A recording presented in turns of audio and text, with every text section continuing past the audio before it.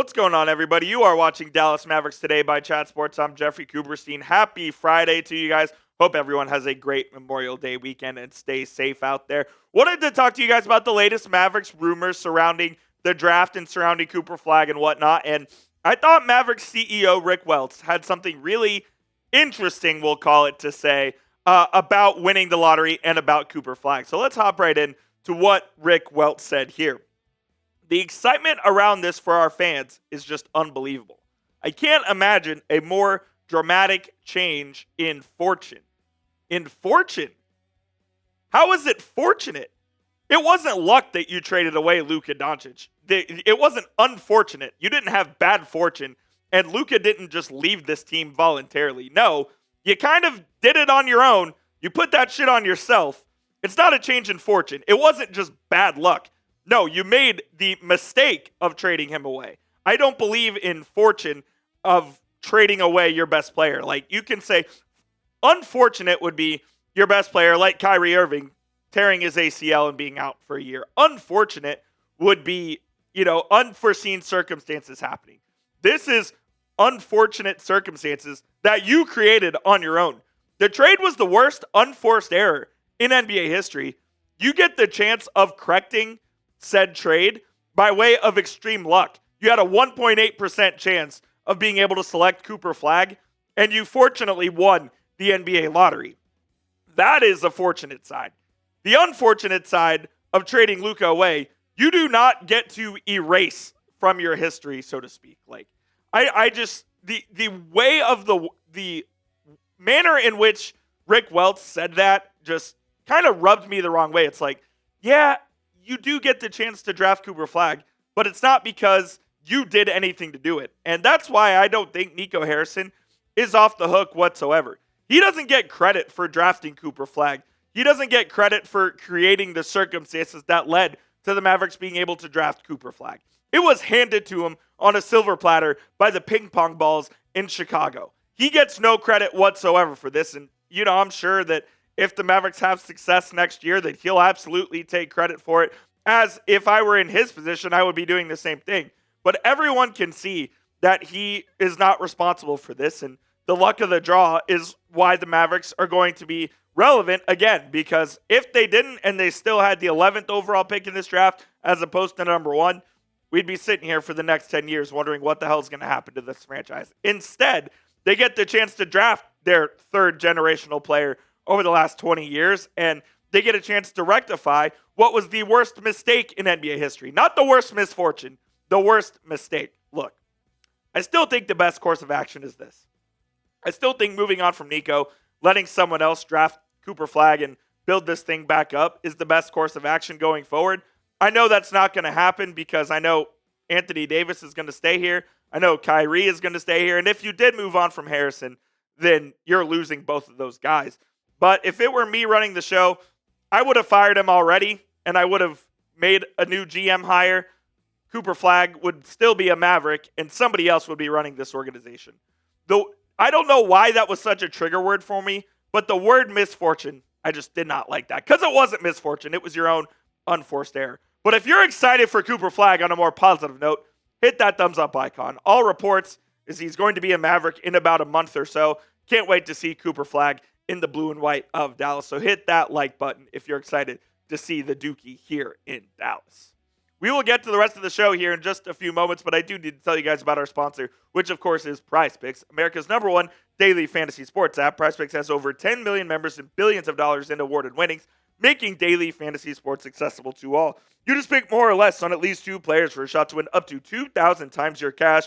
Run your game all season long on PrizePicks. And you can also turn your playoff hot takes into tickets to basketball's championship series. Every lineup you make on PrizePicks will enter you in the Takes 2 ticket sweepstakes, which could get you and a +1 a VIP trip to the ship. Sign up today and get $50 instantly when you play $5. You don't even need to win to receive that bonus. It is guaranteed. PrizePicks also offers weekly promotions that could lead to big payouts like Taco Tuesday, where every Tuesday PrizePicks will discount select player projections up to 25% to provide even more value for your lineups. We do have a Game 2 projection between the Stars and the Oilers. Give me the more on Mikael Granlund. More than 1.5 shots on goal Granlund scored in Game 1. Give me the more on Miro Heiskanen more than half an assist, and I'll take the less on Connor McDavid ice time at 22.5 minutes. You can make picks of your own or copy mine. Just please make sure you do it over at PrizePicks. Download the PrizePicks app today and use code CLNS to get that $50 bonus when you play your first $5 lineup. That link is in the comments and the description. It is PrizePicks. Run your game. All right, I wanted to take a look at some second-round draft targets that the Mavericks could potentially be looking at here in the coming days and weeks. And I know what you're thinking. Currently, the Mavericks do not own a second-round pick. Why do they not own a second-round pick, you ask? Because they traded the number 35 overall pick, which is basically a first-round pick, to acquire Caleb Martin, who stinks. And Quentin Grimes, by the way, probably going to get a $10, $12, $14 million plus contract this year. So that pick, which was originally owned by the Sixers, by the way, the Mavericks sent back to Philadelphia. So they currently don't own a second-round pick because of this trade, which might be the second worst trade in the NBA this season, by the way. Anyways, I'm too triggered on this Friday. But like I said, with second round, you can always buy picks. You can pay a team $2 million in cash considerations, whatever it is, and you could just have their second round pick. So it's always possible that the Mavericks could just do that and get themselves a player in the second round. So I wanted to bring some draft targets to your attention. Number one and number two, for that matter, are not going to be super realistic trade targets per se, because those guys might be back-end first-round picks. If not, they'll be top 5 of the second round. But I want to talk about Nolan Traore for a second, the guard out of France who played in Germany this past season. I think he's a really, really good point guard prospect. He can kind of do it all. He's a run-the-show type point guard. He's not going to wow you with amazing scoring ability or amazing defense, but he can do it all as a team leader and as, like I said, a run-the-show point guard. So I really think Traore is going to be a solid player. And if the Mavs can somehow look, if the Mavs had number 35 overall, Traore would be in play. But, again, they had to trade it. Walter Clayton, national champion out of the Florida Gators, kind of went on a Steph Curry-like run in the NBA tournament where he single-handedly willed the Gators to a couple of wins in that tourney. And I think Clayton is a really good scoring guard. Is he going to be a true point guard in the NBA? That remains to be seen. But if the Mavs somehow, and if he gets past pick number 35, 36, and he's still there, I think he could be a really good target for the Mavs, who are looking for some point guard play in the first half of the season when Kyrie is out with injury. So keep an eye on Walter Clayton. Koby Brea out of Kentucky, he's more of a guard wing. He shot over 40% from three this season with Kentucky. He has experience. He's played a lot for Kentucky as well.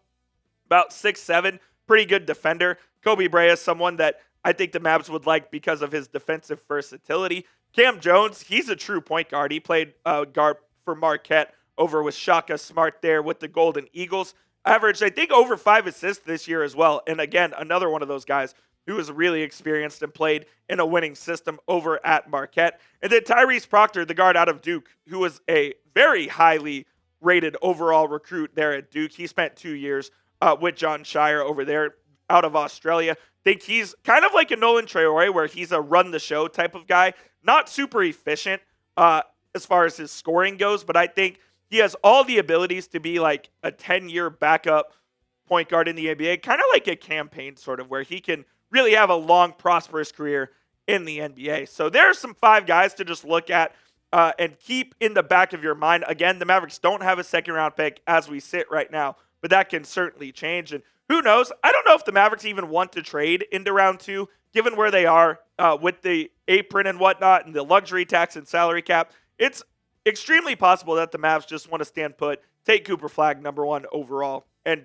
be done with the NBA draft. So before we get on out of here, you tell me, do you want the Mavs to trade into the second round? Do you think they should go buy a second-round pick and take one of those guys I mentioned? Or is there a guy that I didn't mention that you would want them to go trade in the second round to? If you want them to, type Y for yes. If you don't, type N for no. Let me know down below. That will be it for today's show, guys. Appreciate you for tuning in to Mavericks Today by Chat Sports. Have a great Memorial Day weekend, and let's go Stars. Hopefully they bring home a victory here tonight. Hit that sub button. It's youtube.com/MavsTV, and we'll see you soon.